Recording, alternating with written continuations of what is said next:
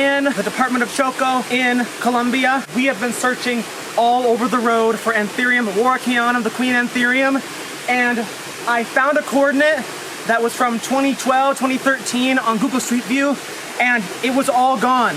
It was all cleared out for the new paved road since 12 years ago. It should be here. It's all gone. Look, they redid the road for the waterfall, and it's all cleared out. Warockeanum is not here anymore. But then I saw this path here, this trail, and I thought, what the hell? Let me just run down it real quick, see if there's anything, and I found it. So we're gonna go. And there's a lot of really cool stuff along the way, so I'm out of breath, but let's go. Right off the bat, you can see there's already a whole bunch of aroid diversity. We have Anthuriums here. We have orchids here, guys, and we're right to the right of the stream here. And we just have to be really careful because this is a very narrow trail. And this trail did not appear on Google Maps or anything. I just saw this opening on the side of the road. Check out all of the aroids here. Anthurium. Look at the corrugation, the pleating on the leaf right there. And as you can see, guys, there is a lot of fungal disease happening because that's the consequence of growing in the deep shade. You also have some leafcutter ants and caterpillars chewing on the leaves, so it really is survival of the fittest. Guys, take a look at this super pleated leaf right here. Is this Anthurium? Yeah, it looks like you can see the border on the edge. Look how beautiful that pleated leaf is right there. All right, guys, let's keep going and let's see what we can find along the way. Really nice leaf of an Anthurium with a nice iridescence there. If I kind of move the leaf, you can kind of see how the color changes a little bit. Are you guys seeing that? Everything is just growing on top of everything else. Look at this, guys. I mean, like, this is a food source. These are natural resources for the insects, for all the wildlife. And as the leaves get older, guys, algae grows on them, moss grows on them, and lichens grows on them. But they're still green, and they're still kicking it. Now, guys, if you look at this, look how this part of the leaf is in the brighter sun, the brighter light, and then this part of the leaf is in the shade. Look how it's getting a little bit bleached there. So these Anthuriums, they really love the deep shade. Is that a velvet species right there? Guys, there's a velvet species growing epiphytically on this branch. I don't know what that is. Not a warockeanum, but really, really interesting right there. I have seen another velvet leaf species here. I almost just died, guys, but it's okay because I'm still alive. All right, let's go, guys. And I'm noticing that a lot of the aroids here, they're just one leaf. A lot of them are one or two leaves, guys. Not all of them are super bushy. By the way, Carlina, if you need to cut it for a sec to use both hands, just let me know.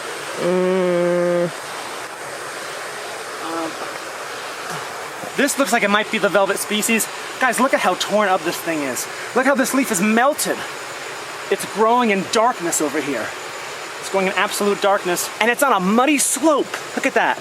A broken ground. Muddy, broken ground. See this little guy right there? Really, really interesting. All right, let's come over here, guys. Watch your step here. Ow. And Aquilina, if you feel like you're tripping and losing your balance, before you fall over, just let me know, and I will catch the camera. All right.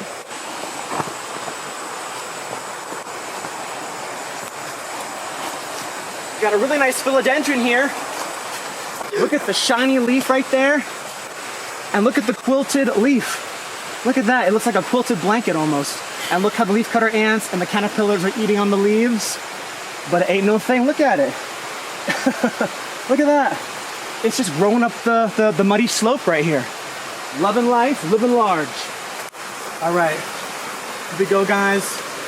We're getting closer. More fungal infections. So fungal infections aren't gonna kill your Anthurium, they're just gonna make it look less photogenic. Obviously none of us want fungal infections, but as you can see, a lot of the leaves out here have fungal infections. They're still kicking it. We have, I mean, you guys, we hate spider mites, we hate thrips, but look at this, at least they don't put giant holes in the leaf like that. Really nice specimen here. I'm gonna move some decaying stuff out of the way. By the way, all the decaying matter, this is all fertilizer for the plants. There is next to no nutrients in the actual soil, but these plants don't need that because everything that falls on it that is gonna decay on it, the plant can absorb pretty much anything. It can absorb the nutrients from a decaying animal. Look at this, guys. I'm gonna take off a leaf because there's a whole bunch of leaves in there, but look at that, guys. This veination here is very important for the plants that grow in darkness here because they don't want water sitting on the leaf. So this is channeled drainage. So when water falls on it, because it rains all the time here, we're in the rainforest, guys. It's like a channel and it just comes right off the leaf like that. And then this border, it can come right down to the tip like that. And real quick, guys, let's just see how dark it is in there. I got it set to foot candles here. So right here, it's about 300 foot candles. But we go into the darkness, wow. This guy is getting not even 30 foot candles. Do you see that number? Not even 30 foot candles. And look at how big and beautiful these leaves are getting, guys. And you know what? This is nutrients. So we're gonna put that right there where the roots are, and it's good to go. All right, let's go. We got some really nice rosette aeroids here with that ab realness right there. You see all them abs? That's a 20,000 pack right there. Check out the waterfall here, guys.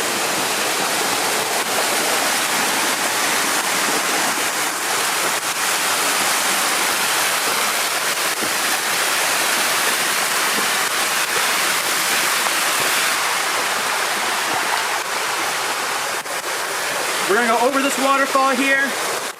All right, be very careful here.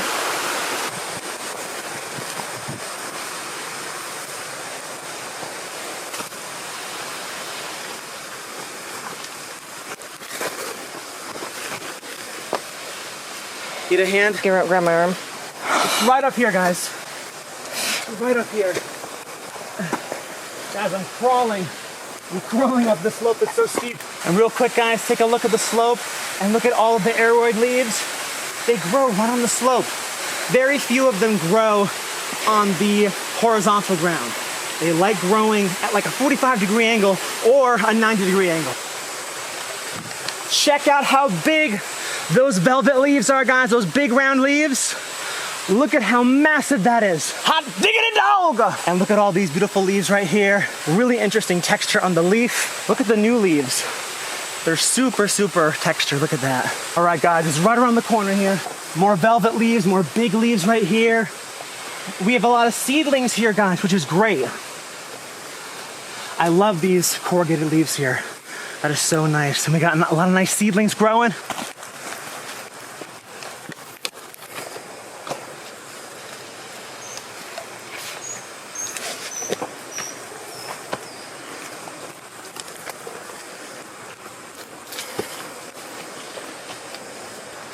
Look at this big leaf, guys.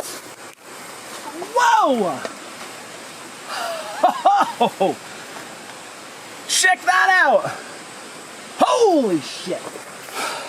Everybody stop, everybody catch your breath. We've made it. We've made it. And it is in the darkest place ever. It's right up in there. Look at, it's growing in such darkness. Now I'm gonna get up there, guys, and we're going to, let's see if I can climb on this thing. Yeah! Hopefully I'm not on an anthill right now, but I'm doing this for you guys, okay. So, here we have, sir, I'm gonna need you to step over there, okay? Thank you very much. Anthurium workianum. Oh my God. Can you see that leaf? I didn't bring my tape measure, but let's just do an arm test. From the sinus to my elbow, and then another hand, so it goes from there.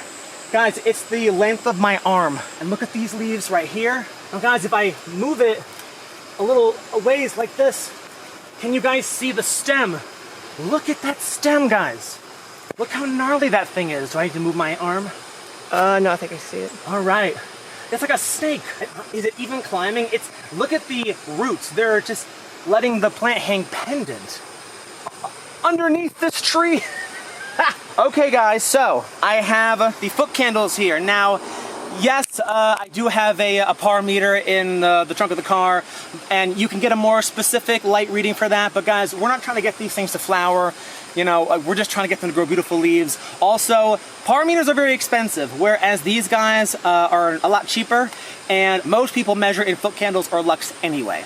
So that's what we are going to do, guys. So right out here in the open, about 200 to 250 foot candles, or 240 foot candles. Can you see that? Now let's get in there. let's get in here. Can you see that number? 15? 15 foot candles. 15 foot candles, guys. There's no light in here. There is absolutely no light in here. Okay, so we have a big one right here with 3, count them 3, giant leaves. I'm gonna try to move this one out of the way. It's kind of tattered, but we got 3 big leaves on this one up here.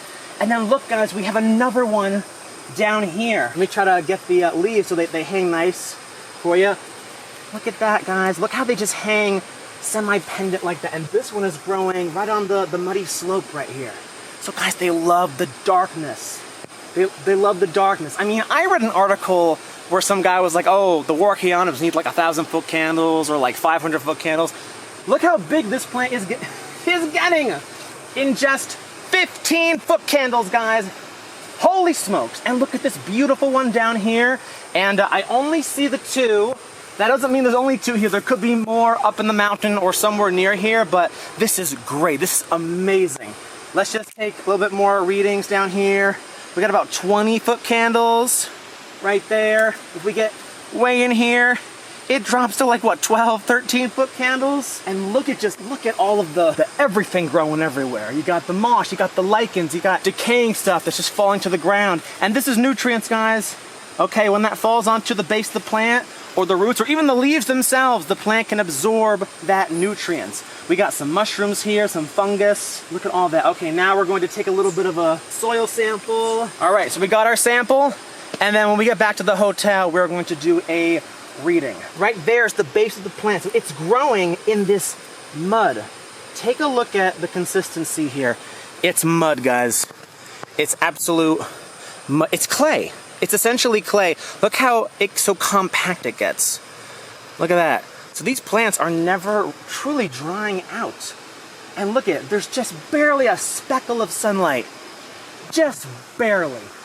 These guys thrive, absolutely thrive in the deep shade. So yeah, all of this decaying matter here, all of this becomes nutrition for the roots of the plant. Now, temperature reading. I would say it's about mid-70s Fahrenheit. We're not super high, but we're not lowlands yet. So the temperatures are like, household temperatures, comfortable for us. I'm sweating because I'm just really excited. And I ran up here to see if there was anything. I saw this and I ran back down the mountain to get Corlina and get the camera and everything. So that's why I'm sweating. That's why I'm out of breath. Guys, I'm so happy that we found this. This is the Queen Anthurium, Anthurium warchianum. And I ain't telling nobody where this is because I want this to stay here for a long, long time. I don't want it to ever be collected because the ones that were on the side of the road either were collected a long time ago, poached by a nursery, or they were just cleared out to make way for the road. So who knows what happened to them, but it's really nice to see that these are growing here. So we are here in the Department of Choco, guys. That right there is Anthurium warchianum, and cut.